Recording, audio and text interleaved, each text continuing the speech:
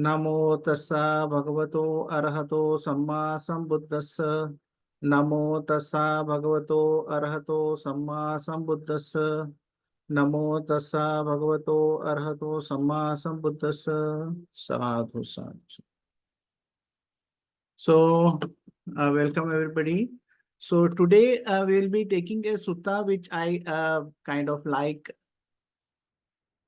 because it has a lot of information about the aspect of dana. So when I was first a new kind of a monk and I was in Thailand. I was first time ordained as a Samanera, and I was going through the suttas.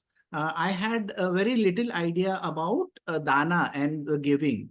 And this sutta kind of clarified a lot of things for me because nobody is talking about dana and the benefits of dana in the way the Buddha is giving in a very clear manner. He is kind of giving this information to his supporters, his followers. And this is also helpful for many reasons because there are many interesting points which has been mentioned in this sutta also, which can be very helpful for one who wants to kind of know more about the aspect of dana. So the sutta is Majjhima Nikaya 142, Dakkhiṇāvibhaṅga Sutta, the analysis of giving. What are the benefits of giving and how should we give? So they have a kind of conveniently given a kind of overview of what the sutta will be about. So Mahapajapati Gotami tries to give a gift to the Blessed One. 14 individual gifts.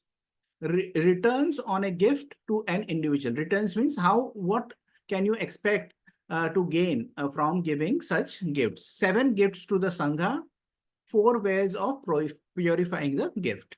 So this will be covered in this sutta. Mahapajapati Gotami tries to give a gift to the Blessed One. This is as I heard. At one time, the Blessed One was living in the province of the Sakyans, in the city of Kapilavastu, at Nigordha monastery. Then Mahapajapati Gotami approached the Blessed One, bringing a new pair of robes. She bowed down, sat down to one side and said to the Blessed One, Bhante, I have woven this new pair of robes, especially for the Blessed One. May the Blessed One accept this from me out of compassion. So this seems to be a time before Mahapajapati Gotami became a nun, and she was still a lay person when she had come to give the Buddha the gift. When she said this, the Blessed One said to her, give it to the Sangha, Gotami. When you give it to the Sangha, both the Sangha and I will be included. So Mahapajapati Gotami still had the feelings because the Buddha was her sister's son, but he was like a son to the Buddha because she had raised him, she had fed him as a child, and means saw him grow up from a baby to an adult. So she had the motherly feelings for the Buddha, and thus she wanted to give an individual gift to the Buddha. But the Buddha was also having compassion for her, and Buddha wanted her to kind of experience the highest amount of merit which was possible by the gift. That is the reason the Buddha says that give it to the Sangha, so I will be included in that Sangha. So for the second time, she kind of requested, and then for the third time, she requested. So Mahapajapati Gotami said to the Blessed One, Bhante, I have spun and woven this new pair of robes especially for the Blessed One. May the Blessed One please accept this from me out of compassion. And for the third time, the Blessed One said to her, give it to the Sangha, Gotami. When you give to the Sangha, both the Sangha and I will be included. When the Buddha said this, the Venerable Ananda said to the Blessed One, Bhante, please accept the new pair of robes from Mahapajapati Gotami. Bhante, Mahapajapati Gotami was very helpful to the Blessed One. As the Buddha's aunt, she raised, nurtured, and gave the Buddha her milk. When the Blessed One's birth mother passed away, she nurtured him at her own breast. So when the Buddha was just a kid, her mother passed away. And this has been also mentioned in the commentaries that there are a requirement for a person to birth a Buddha or a future Buddha or a Bodhisattva. So they have to have certain qualities, and the person has to live by those qualities. And it is very difficult to live by those qualities for a person who is not an Arahant. And as the Bodhisattva is still small and has not become a Buddha and has not given the teachings of the Buddha, that time is not suitable for the mother to stay. So any Buddha who is born, future Buddha who is born, a Bodhisattva who is born, her mother will also pass away quickly because of the purity required by the mother. It's an interesting thing about people trying to kind of game the system. So there was a time when there was certain people who were trying to have a person be of pure mind and body. So the the Bodhisattva which is there, Maitreya Bodhisattva, can enter the body and then can give the teachings. So nobody can game this system. I think Krishnamurti was the person they were kind of grooming for the Theological Society. So that is not possible. It has to happen as per the rules of the nature. And as per the rules of the nature cannot be broken. So in that sense, this is a very kind of important point also, that the mother had passed away. And the Blessed One had been very helpful to Mahapajapati Gotami. So Ananda is kind of giving the both sides, that Mahapajapati Gotami, yes. Bhante, one question.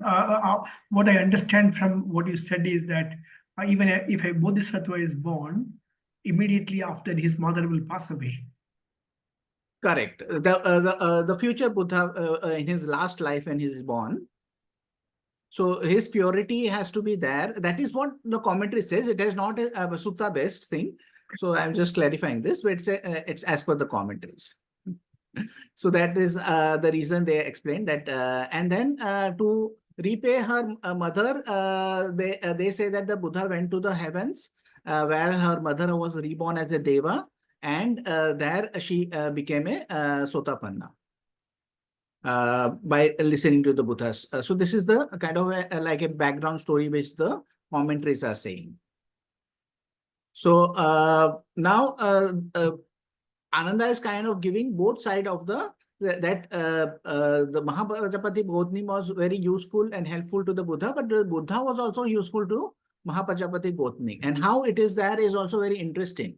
And the Blessed One has been very helpful to Mahapajapati Gotami. It is because of the Blessed One that Mahapajapati has gone for refuge to the Buddha, the Dhamma and the Sangha. It's because of the Blessed One that she refrains from killing living creatures, stealing, committing sexual misconduct. Over here it is lying, but I'll replace lying to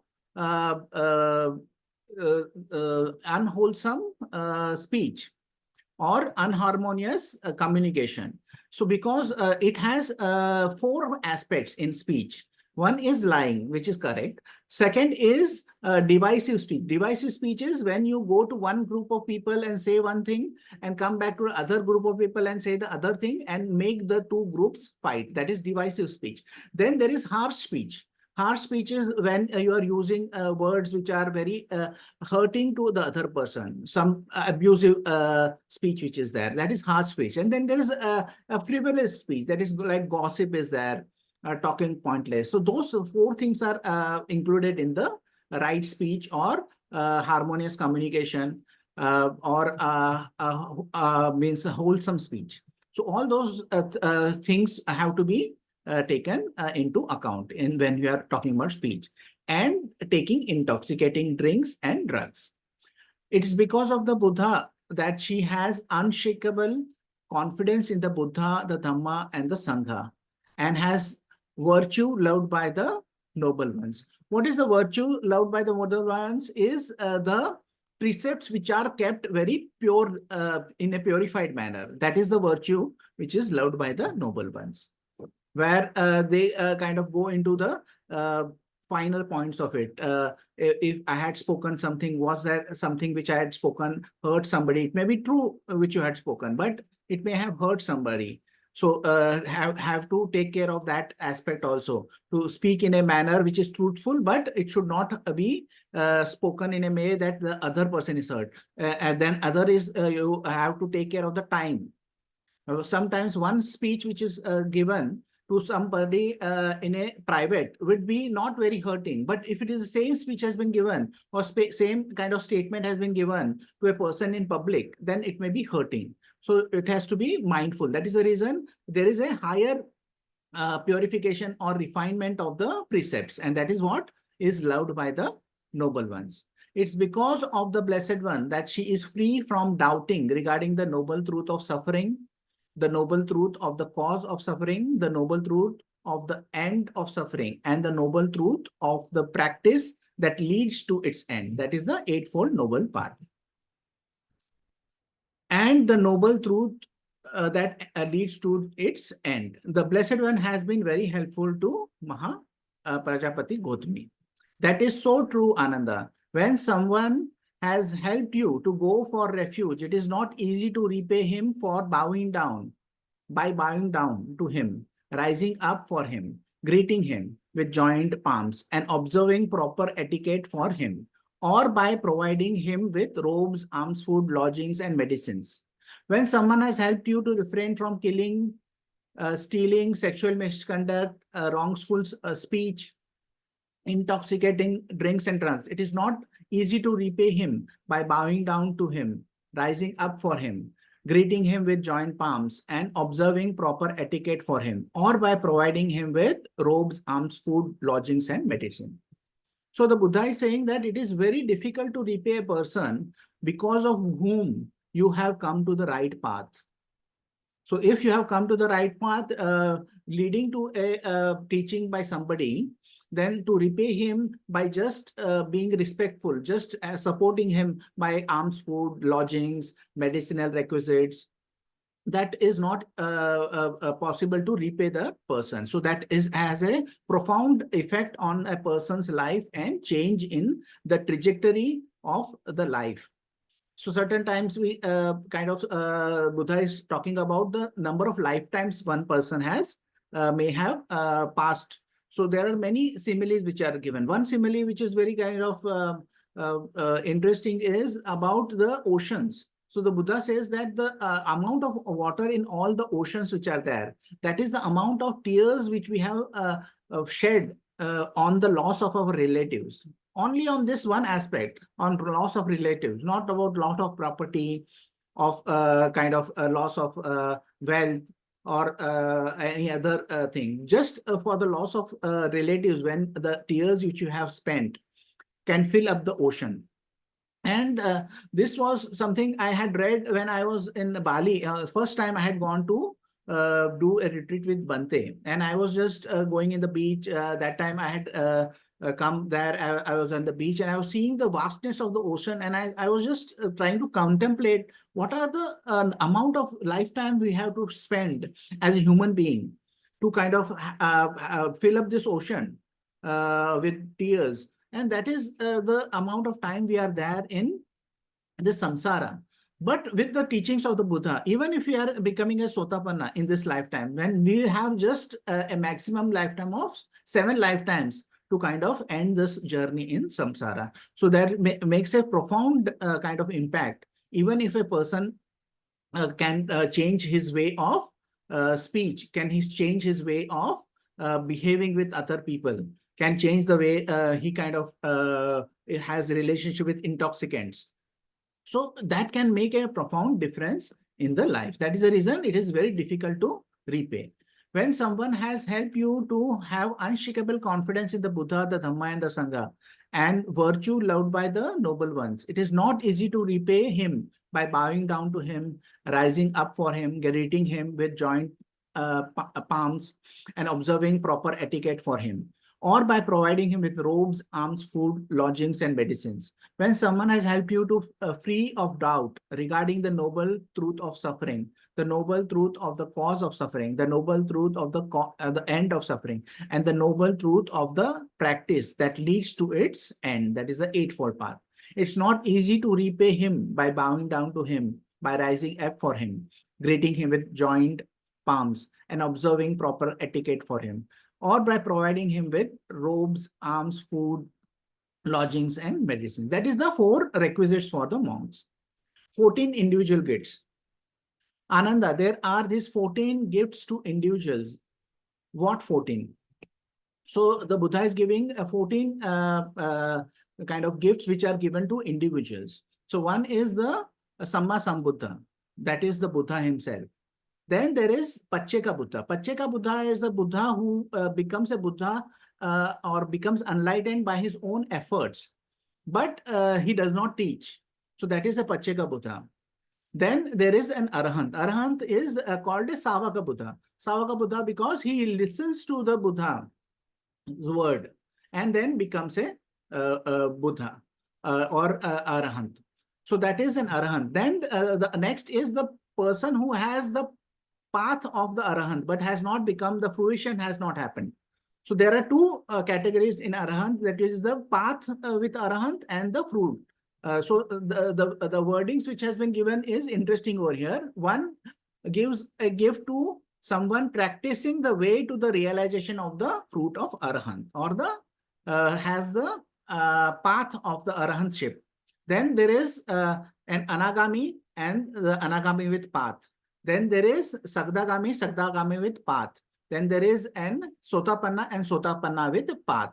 So those are the categories of individual, but there are certain more. Those are just the 10 categories. And the 11th category is one gives a gift to one outside the Buddha's path, who is free of desire of sense pleasures. This is the 11th gift to an individual. So this is a person who is not following the Buddha's path, but who has given up the sense pleasures. So there is one sutta where there is such a monk who is there, but he is a Brahmin, and that is Bahya. And he himself thinks of himself as an Arahant because he has given up the sense pleasures, but he has not given up the root. He has not given up the basic seeds which are there through which he is creating the kamma. So he has not given up the roots, but he has given up the sensual pleasure by his practice. So typically that category of people Bhante Vimaldamsi used to kind of explain was of people who are doing one-pointed concentration. When you do a one-pointed concentration, at that point of time when the concentration is very strong, the hindrances do not arise. And one may think that I have won over the hindrances. But that is not the case. At that point of time, the hindrances are suppressed. The seeds of the hindrances are still there.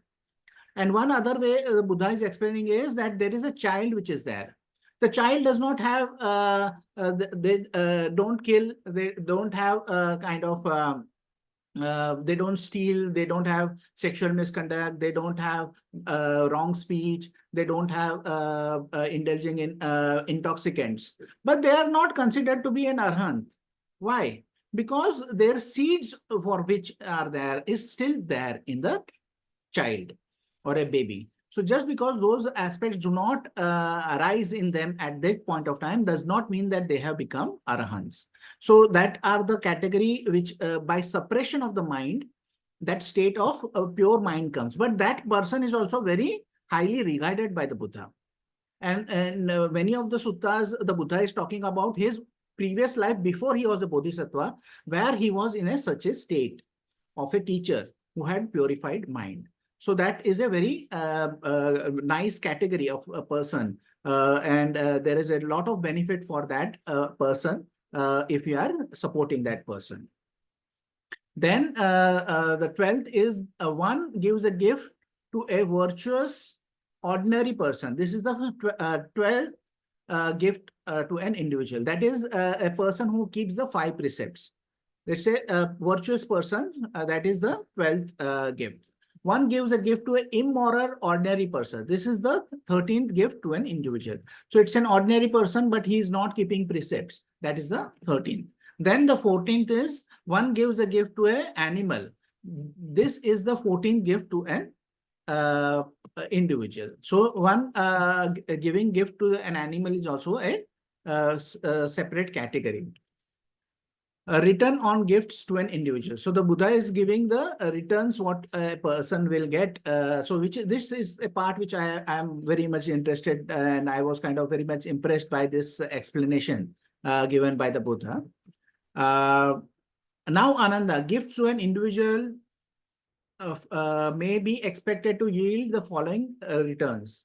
Giving a gift to an animal yields a return 100 times over. Giving a gift to an unvirtuous ordinary person yields a return 1,000 times over. Giving a gift to a virtuous person yields a return 100,000 times over. That is 1 lakh times. Giving a gift to an outsider free of desire of sense pleasures yields a return 1,000,000,000,000 times over. So that is the importance of being without sense pleasures or sense attachments. So when even who is not following the Buddha's practice, but he has rid himself of the sense pleasures, if you give to such a person, you get 1,000,000,000,000 times over.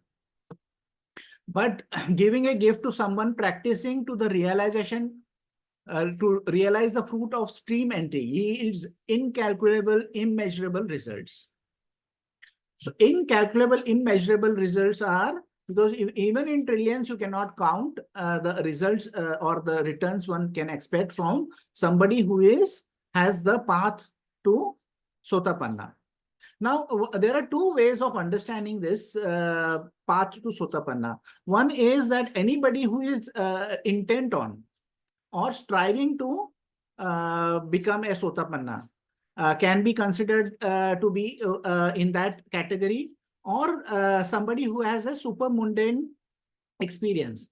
Like Bhante Dhammagavesi used to say that the first experience of cessation, if somebody has experience, then a person is on the path to Sotapanna. So that can be experienced, explained in 2 ways. So there is a debate still going on among the scholars that what can be considered the final. But if one person is intent on and striving to kind of become a Sotapanna, then what would one person do? He will keep the precepts. He will keep the 5 precepts. What he will do? He will be generous. And what he will do is he will be contemplating other teachings of the Buddha, Dhamma and Sangha.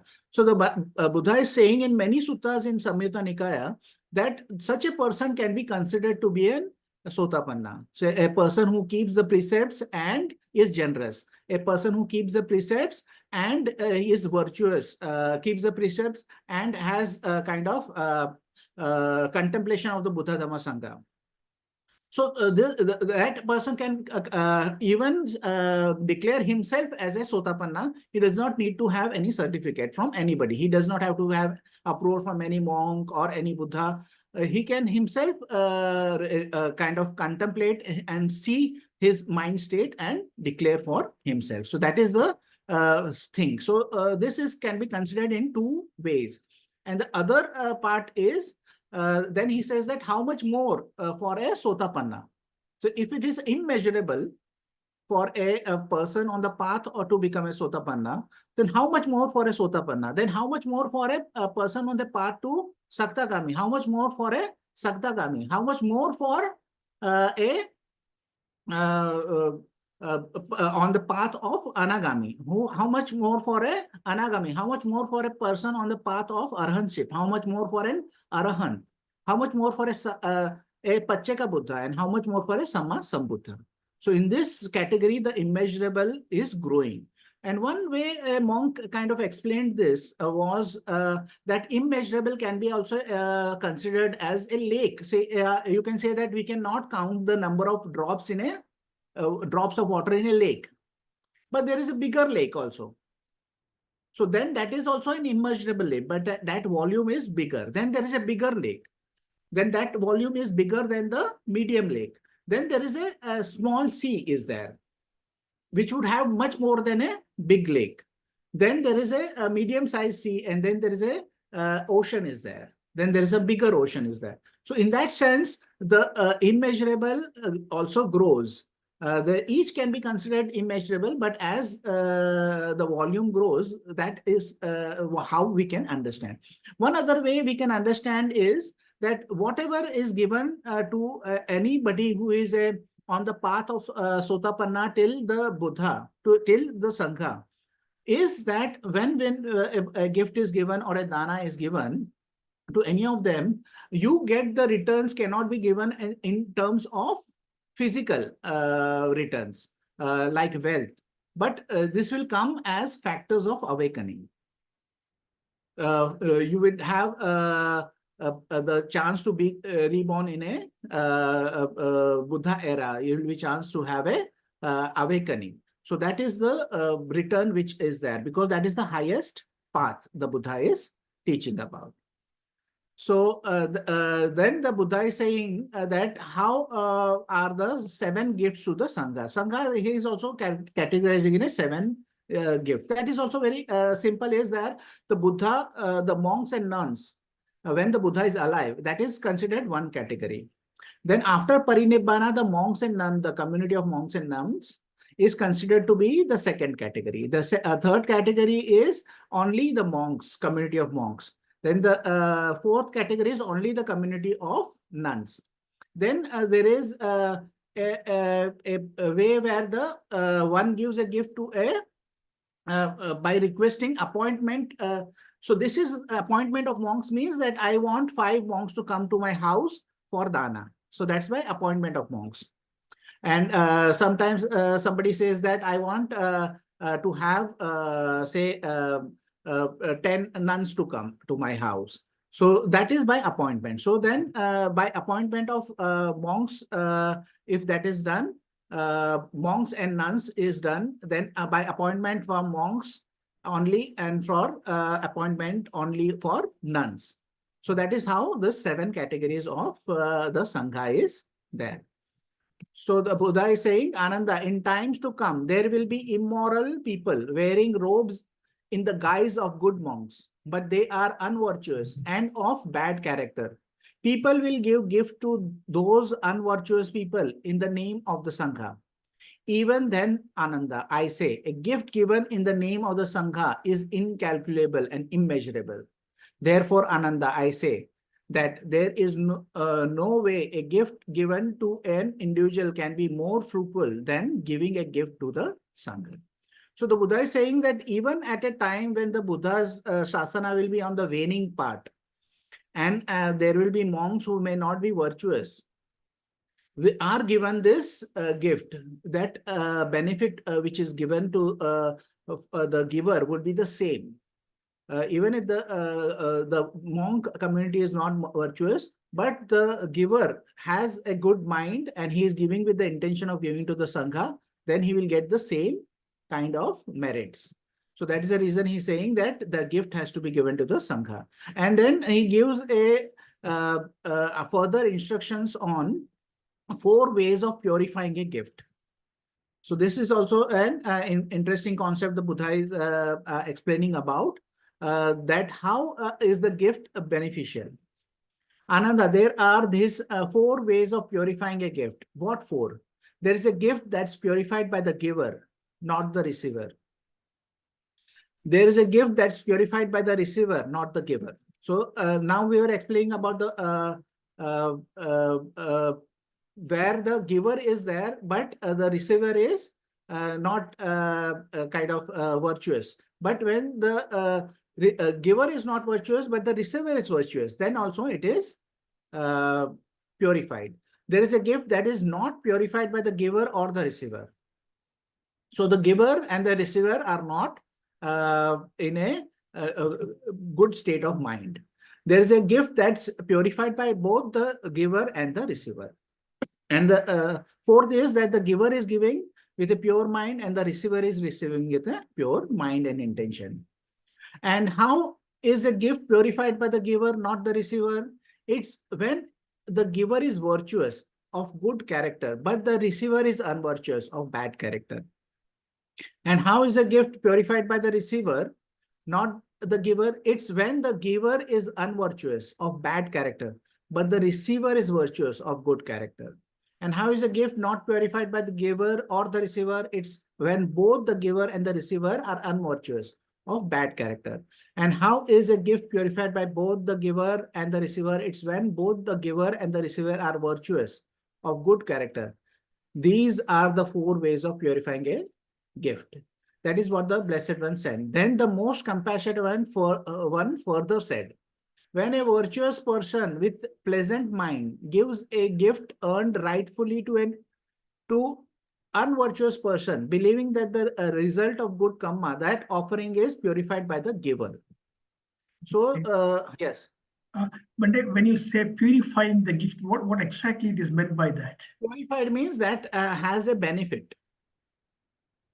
So when that becomes a whole, if when we are saying that this has merit, we have talked about the merit which is accumulating. So if the giver is kind of giving with a pure mind, but the receiver is not of pure mind, but by the virtue of the giver being of pure mind, the gift is fulfilled. And you get the receiver gets the merit for that. So, sorry, the giver gets the merit for that. That is how it is fulfilled or purified. When an unvirtuous person with an unpleasant mind gives a gift earned wrongfully to virtuous persons, not believing the result of good karma, that offering is purified by the receivers. So like there is one sutta in which there is a person who is a contractor. He has food for his workers. And he sees a monk coming and he gives a little bit of food to the monk. And when the monk is leaving, he thinks, why did I give this food to this monk? I could have given it to my workers, a little bit extra to my workers.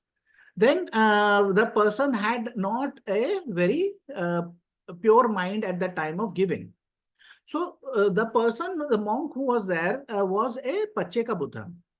The result of that gift was that the contractor was reborn as the richest person in the kingdom for 12 lifetimes.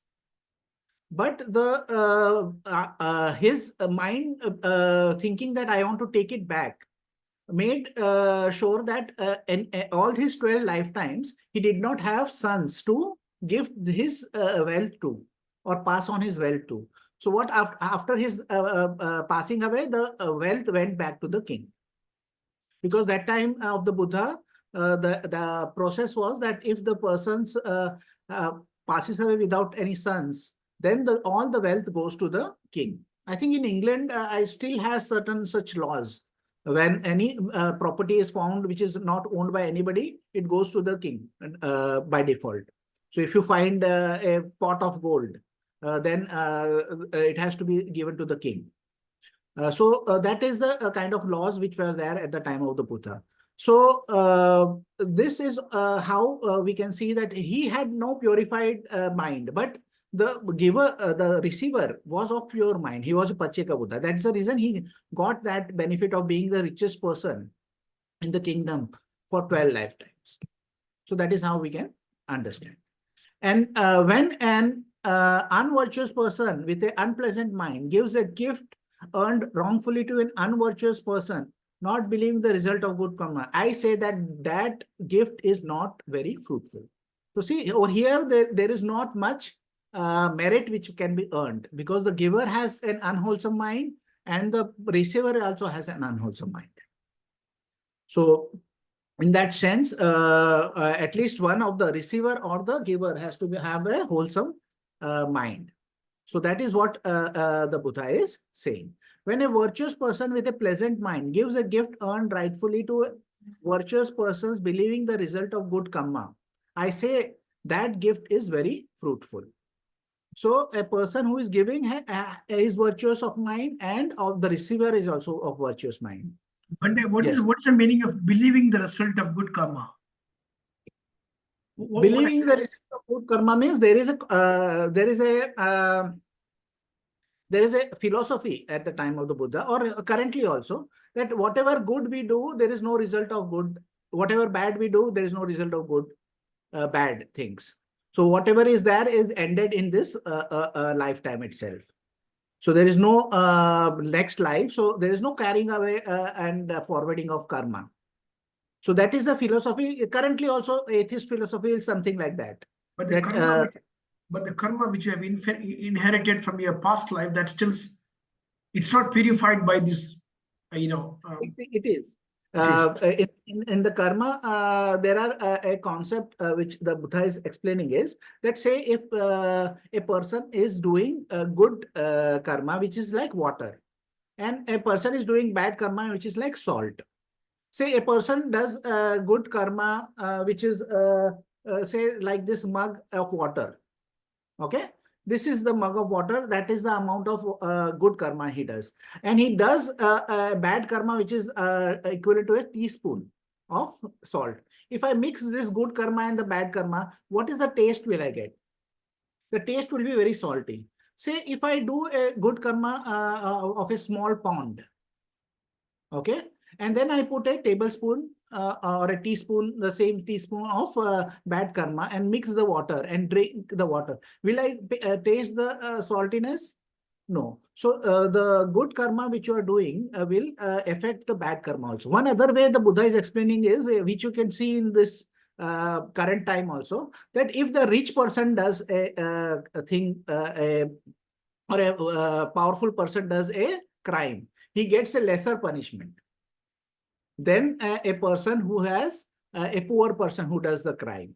That is the statistics in America, where they have kind of proven that this is the case. Your social kind of status determines how much punishment you get. In India, it is very clear that people have killed and gotten away with, because just they were in a very good social, and that is because they were born with a good karma. So that good karma kind of diluted the bad karma they did, and then the results which they faced was of a lesser intensity. That does not mean that it is not there, but you have to do good karma. But when a desireless person gives to the desireless, so this is a desireless, now this is a fixed category the Buddha is saying. The desireless person gives to a desireless, a gift earned rightfully with a pleasant mind, believing the result of good karma. That's truly the best of material gifts. So an arahant giving to an arahant is the best gift, the Buddha is saying. But this also means that there is no karma generated over here, because the arahant does not need any karmic balance, because that process of karmic balance is for samsara. So then he has gone beyond that. So like somebody over here may deal in money, but has gone beyond money, say. Then whatever money is given, then it is not of any kind of concern to the person. So that in that sense. So that is what the Buddha said, and everybody was happy with his teaching. So this is the end of the sutta. So if there are any questions, you can ask. So it has a very kind of good, I'll just go through the overall overview of it. Mahapajapati Gotami tries to give a gift to the Blessed One, but the Blessed One kind of tries to tell the Mahapajapati Gotami the importance of giving to the Sangha. And because that has the highest kind of merit, there is no other merit than giving to the Sangha. Even giving to individual Buddha, giving to the Sangha has the higher merit. Then Buddha classified this as 14 individual gifts from Buddha's Pacekka Buddha, then Arahant, and downwards to an animal. That are the 14 categories. Then the returns on each of the gifts the Buddha is giving. And then he gives the classification of Sangha in 7 categories. So from the Buddha himself and his monks and nuns, to after Parinibbana, the monks and nuns, and the Buddha has his head. So that has been mentioned. And then the 4 ways where how the gift is purified. So if there is any questions, we are open for questions. Bhante, there is a question in the chat Uh-huh. from Pai has a question. Yes, yes. You can you can ask the question. I did not see.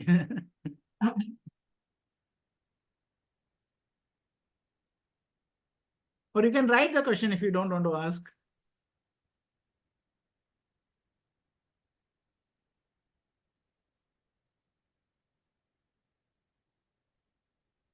Sometimes the phrase.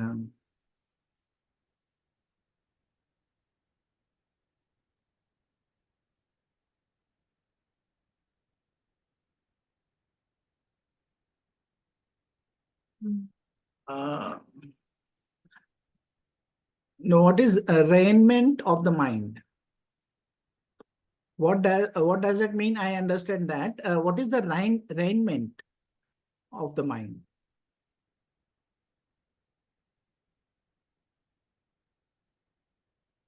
I am not getting that part. Can you rewrite that? The first word? Maybe it's a typo. Oh, wait. Find a reference. Okay. Okay. Bhante, thank you for the. Oh. Yeah, you can ask your question. We can kind of. Oh, I just want to thank you, Bhante, for the analogy of the lake to, sorry, small lake, medium lake, big lake, and an ocean thing. I think that's really helped to clarify, because I used to not be able to understand the difference between, the different, but that's very helpful. So thank you, This is Bhante. not my kind of. It is a monk who had given. I don't remember the monk's name. Maybe it was Thailand. Maybe it was a monk who heard from other monk. I don't know. So I don't want to give a reference. Okay. But that is what happens when you are learning from a lot of sources. You kind of get a reference. But it is really clarifying that concept of immeasurable in different kind of categories. Yeah, And very that much so. and the result coming at as 7 factors of awakening. That is also a insightful way of looking at it. Yeah. And also, Bhante, your explanation earlier that the benefits coming back is not necessarily in terms of wealth, but more importantly, the opportunity to be reborn in the period of the time where a Buddha has appeared and the Buddha Sasana is there. I think that is that also is a very important clarification, I think. Yeah. That's a very insightful way of looking at dana, not just as a way of gaining some certain things for ourselves, but to gaining for a higher purpose. So arraignment of the mind, I am not able to understand, but I think that there is one other sutta which is there, I think in Anguttara Nikaya, where the Buddha is talking about the mind. Yes, please do that. I will just talk about this sutta, which is also about dana, and which also kind of surprised me and kind of enlightened me about a lot of concepts. Is about the Buddha giving a list of the mental states, how the gift is given. Like if the gift is given from the thinking that may I benefit from the gift, may I kind of get what is given. So that is the sutta you are mentioning. So okay, we are on the right track then. So what it means that the person gives from a selfish motive. I think it is in Anguttara Nikaya. I refer to that sutta, but I am not sure currently, because I'll have to look for that sutta reference. But I have used this in many of our talks, and I think Buddhapada last day talk I have referenced that sutta, so that should be there. I will have to look at it. but I briefly remember the outline of the sutta, which is about giving it for our personal benefit, and then giving it because it is a tradition, because my fathers and mothers have given, so I will give the gift. Then it goes on to saying that giving is good. That's the reason I will give. I will give because the monks don't cook, but I cook. So I should give. Then the higher one is Anguttara Nikaya 53. Okay. So then the next stage is I will give as a yagna, as a sacrifice. As there were rishis of the past who was doing sacrifice and yagna, I'll give it as a yagna. Okay, no problem. So then the last stage is that you give the gift as the requisite of the mind, as the adornment of the mind. Chitta alankara, chitta parikara. So that means that chitta alankara means as an adornment of the mind. That is a requirement of the mind to make the mind as a kind of adornment, correct? And the mind as an kind of like something which we use to kind of purify or enhance. So like we use jewelry to enhance our looks. We will use say maybe a necklace or maybe a watch or something like that, or a earring, so to enhance the looks. So in that sense, the adornment, the jewelry, the alankara for the mind is the giving of dana. And the requisite, the basic need for the mind, the feeding of the mind is the giving of the dana. So that is the highest kind of attitude through which the dana is given. And if this attitude, the dana is given, it may lead to even going to an Anagami stage. So the Buddha is, yes.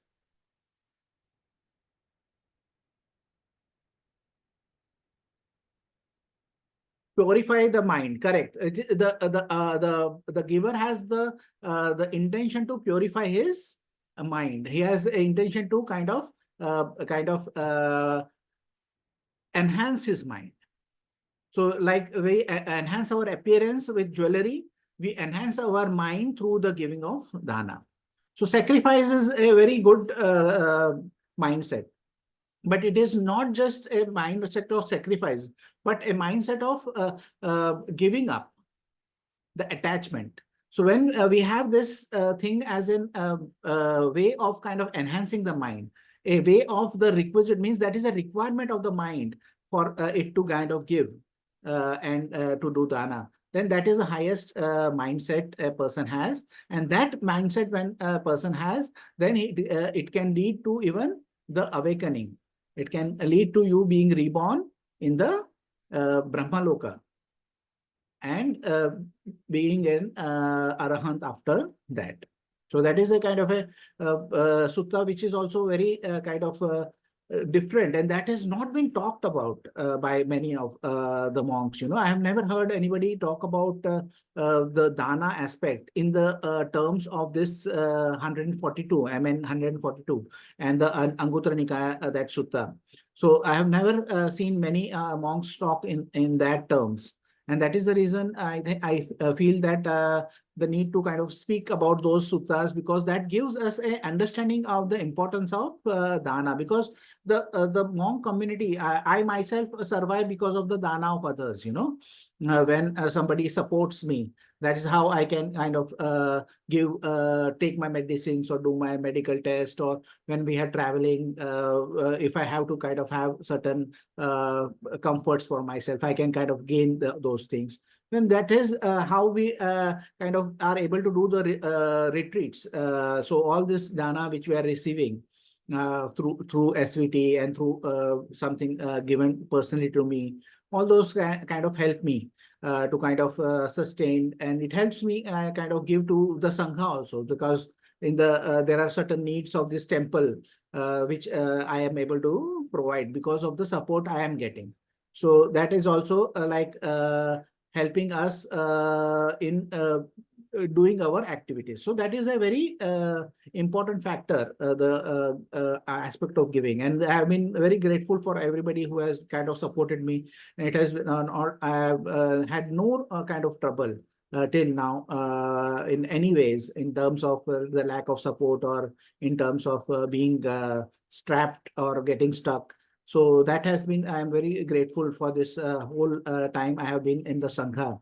After I have left my home, I had no idea what the life awaited me. But because of the generosity of the community, from the time I was in Thailand till now, I'm saying, from all the aspects, has been kind of very great. And to see the generosity in Thailand, to see the generosity in India, the international community from many various countries, from Russia, say UK or Australia, or many other places like Hong Kong, or many different places, they have kind of contributed and helped. So this has been very grateful.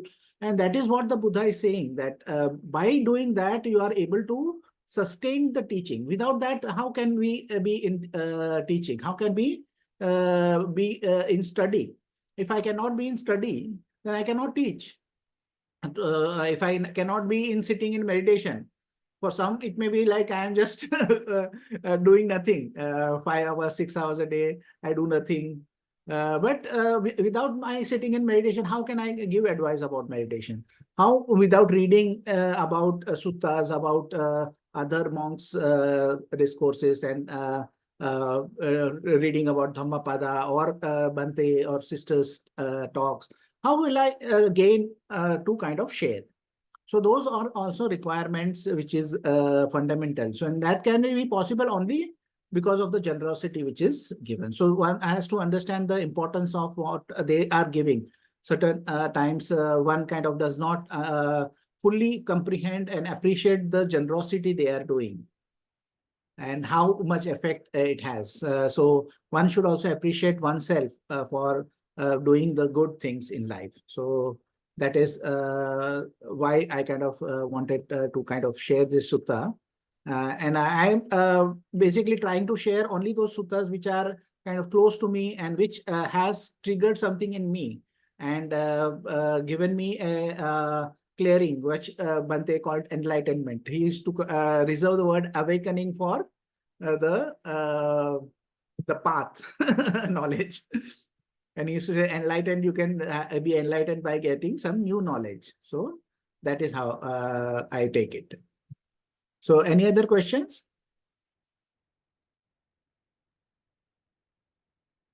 So did I answer your question?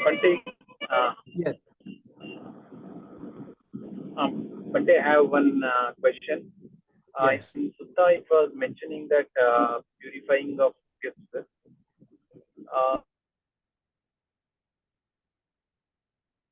Sutta is asking of the purifying of? Exactly what is the intent? There is a last phrases. There are the last line. Huh? So that is about a gift given by the Arahant to an Arahant. So this was the Buddha is saying, but when a desireless person, what is a desireless person? It's an Arahant, gives to a desireless person. So a gift is, a Arahant is giving a gift to another gift earned rightfully with a pleasant mind, believing the result of good karma. That's truly the best of material gifts. So one person who is desireless is giving to another desireless person, but there is no kind of, it is considered the best of material gifts, but the mention of merit is not there. Because an Arahant giving to an Arahant, there is no merit. Because an Arahant does not need any merit. Because a merit is a requisite for the samsara. It's a currency of the samsara. So when you are an Arahant, you don't need that currency of merit. But they actually, I would like to know, there is a one virtuous person giving to unvirtuous person, giving a gift is getting purified. What exactly is the purifying of gifts, Bhante? So, if a virtuous person is giving to an unvirtuous person, the act of the clean mind the virtuous person is giving. Say a person has a clean mind and he gives to a Sangha member, but the Sangha member is unvirtuous. He is just a monk in name. So Buddha once gives a description of an unvirtuous monk. There will be a time when the Buddha Sasana has ended. The person will be having wife and kids and they will have a farm and he'll be working on the farm, but he'll wear an orange scarf and call himself a monk. You can see in India also there are many sects where they are working and they are doing everything. They have certain mala or a scarf they wear and they say, I am a monk. There is a politician also in India who was wearing orange clothes and saying, I'm a monk now. But he continued to be a politician and continued to till his last breath, he was a politician. So in that sense, the person is unvirtuous, but the giver who is there, so the receiver is unvirtuous, but the giver is virtuous. So when he has given, that gift has been purified, and then he will receive the merits which is due to him. If he is giving as a Sangha, then he will get the merits of the Sangha. So you should not worry about the other person. You should worry about your mind. And when you are giving a gift, you should keep your mind clear. So the one process of giving the gift is also given by the Buddha. The process is that before giving the gift, you have to purify your mind and say that I am giving this gift with a good intention. While giving the gift, you have to have a pure mind. And after giving the gift also, you have to rejoice in that gift. So in that instance, which I told about a sutta, where the person gave the gift and then regretted. So then he had a negative result also of that. So in that sense, yes. Bhante, I would like to ask you. Yes. Out of all these virtuous, unvirtuous, or anything, whatever it is, it comes on account of desire along with craving. Craving, correct. Craving. That craving is not there on the both sides. Having a desire is okay. I want 10,000 rupees from you is okay. But I am pestering you to pay me amount immediately or something, that should not, that craving must not be there. Correct. That is what the basic ingredient of this particular desire. Having desire is okay. Otherwise, the world will not run. Correct. That craving I must not have. If you are not paying me, okay, it's all right. I should go like that. Without having, without taking money from you, I don't want to go, is craving. Correct. So that is that craving should not be there. The craving mind should not be there. Desire is a direction. So, desire is only a direction, correct. Is a direction because my mind is having a thought. Always it comes with thoughts. Desire will also come. It's okay. Yes. And having a balanced mind is very kind difficult. of useful. One of the things I will tell you, there is a small Samyutta Nikaya Sutta. I was just making, because I am putting those in Instagram also, the suttas and small suttas. So this is a very nice sutta which I just kind of was working on. So I'll just see if I can find. Oh, something. I'll give you Samyutta Nikaya 2.18. So this is the Buddha is asked about the desire. Okay. So do you delight ascetic? The Buddha says, having gained what, friend? Then the Deva asked, then ascetic, do you sorrow? Having lost, what has been lost, friend? Then the Deva asked, then ascetic, do you neither delight nor sorrow? The Buddha says, yes, friend.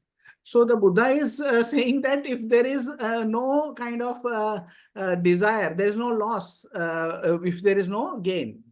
So then the mind is not go into the other direction. It will be in balance.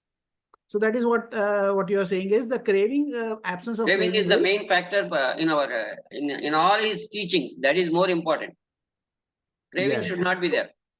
Correct. So Anguttara Nikaya, Book of 833 has been mentioned. As I'll just look at this, if this is the sutta. I think it is a Dana Sutta. Dana Sutta. This is reasons to give. So this is the one. Yes. This is no. This is also another sutta. There's one more sutta. I'll just share in the WhatsApp group the sutta. Something happened. I think this. One second.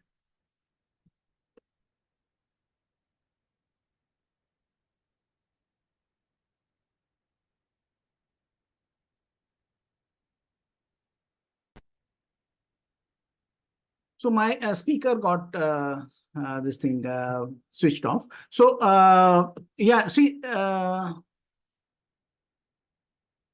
8 grounds of giving. 1 second. Huh? You can give it in the write-up also. Anyway, write-up will come tomorrow morning. Okay, You yeah. can In mention the it. You can write-up, mention I'll it. mention, yes. Please. So in the YouTube, I'll mention that sutta.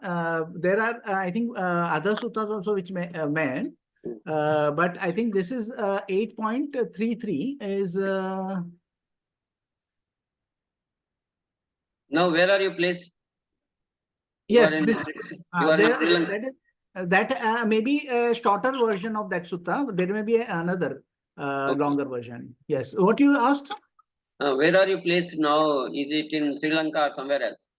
No, I am in Sri Lanka only. When I am not traveling for the retreats, I am in Sri Lanka. I've never kind of stayed anywhere else. Next programs of TWIM or anything?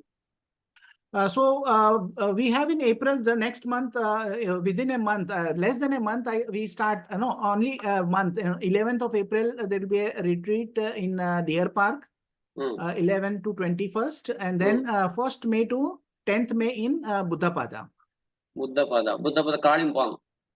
Kalimpong. Huh? So over here in Deer Park, there has been more than 40 registrations. There has been some cancellation. Deer Park?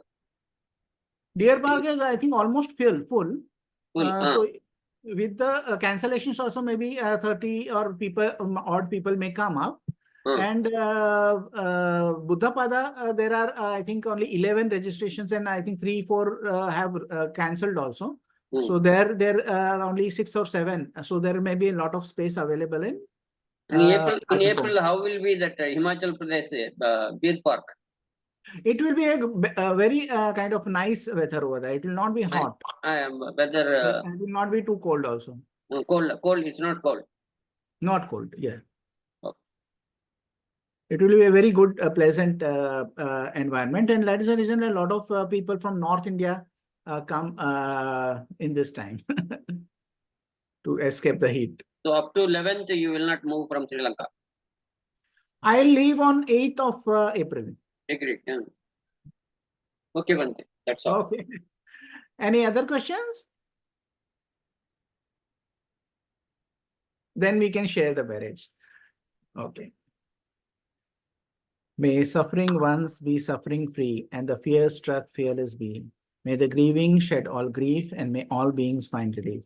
May all beings share this merit that we have thus acquired for the acquisition of all kinds of happiness. May beings inhabiting space and earth, Devas and Nagas of mighty power, share this merit of ours. May they long protect the Buddha's dispensation. Sadhu. And I just wanted to speak to Sachin and May. Can you stop the recording, and then we can just have a few seconds